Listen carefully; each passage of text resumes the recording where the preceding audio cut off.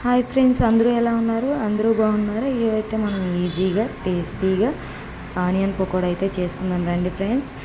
ముందుగా అయితే దానికి 2 పెద్ద సైజ్ ఆనియన్స్ అయితే తీసుకున్నాను.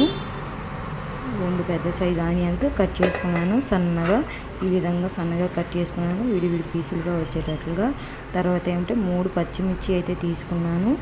కొద్దిగా సాల్ట్ అయితే తీసుకున్నాను. తర్వాత సోడా ఉప్పు కొద్దిగా వేస్తున్నాను. ఈ 4 కలిసేటట్టుగా ముందైతే కలుపుకుంటున్నాను. తర్వాత ఒక కప్ శనగపిండి వేస్తున్నాను. వాటర్ లేకుండా ముందైతే కలుపుకున్నాను, అన్నిటికీ అంతా పట్టేటట్టుగా. తర్వాత ఏంటంటే కొద్దిగా వాటర్ అయితే యాడ్ చేస్తున్నాను. చూడండి, వాటర్ నాకైతే ఎక్కువ అయిపోయినట్లు అనిపించింది, కాబట్టి ఇంకొద్దిగా నాకు పిండి అయితే పట్టింది. ఆ పిండి వేసుకొని కలుపుకున్నాను. ఈ విధంగా అయితే బాగా అంతా కలిసేటట్టుగా కలుపుకొని పక్కనైతే పెట్టుకున్నాను. తర్వాత ఈ లోపల డీప్ ఫ్రైకి ఆయిల్ అయితే కాగుతూ ఉందన్నమాట. ఆయిల్ అయితే కాగింది. ఇప్పుడైతే మనం పకోడా అయితే వేసేసుకున్నాము. పకోడా అయితే వేసుకున్నట్టు ఈ విధంగా వేసుకుంటున్నాను. ఫస్ట్ అయితే ఒక ఆయిల్ ఇలా వేసేసాను. అదైతే వన్ సైడ్ కాలుతూ ఉంది.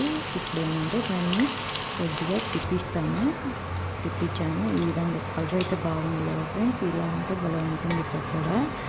ఇప్పుడు ఏమంటే దాన్ని ప్లేట్లోకి అయితే తీసుకున్నాను. చూడండి అలా వచ్చిందో కాదు. దాన్ని నేనైతే ఒక దాంట్లోకి తీసుకుంటున్నాను. తీసేసుకున్న తర్వాత ఏంటంటే నాకైతే నేను ఆయిల్ కొద్దిగా వేసుకున్నాను కాబట్టి ఇంకొక ఆయిల్ కూడా పట్టింది. ఇంకో ఆయిల్ కూడా వేసేసాను ఫ్రెండ్స్. తర్వాత మా ఆయనకి చాలా ఇష్టం పకోడా అంటే. పకోడా చేయమని అడుగుతూ ఉంటాడు, కాబట్టి ఈరోజు ఎందుకో అడిగాడు, అందువల్ల పకోడా చేశాను.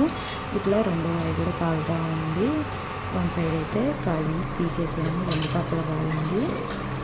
ఇప్పుడైతే మనం ప్లేట్లో తీసుకున్నాము. నా ఛానల్ నచ్చితే లైక్ చేయండి, షేర్ చేయండి, సబ్స్క్రైబ్ చేసుకోండి friends. Thank you for watching.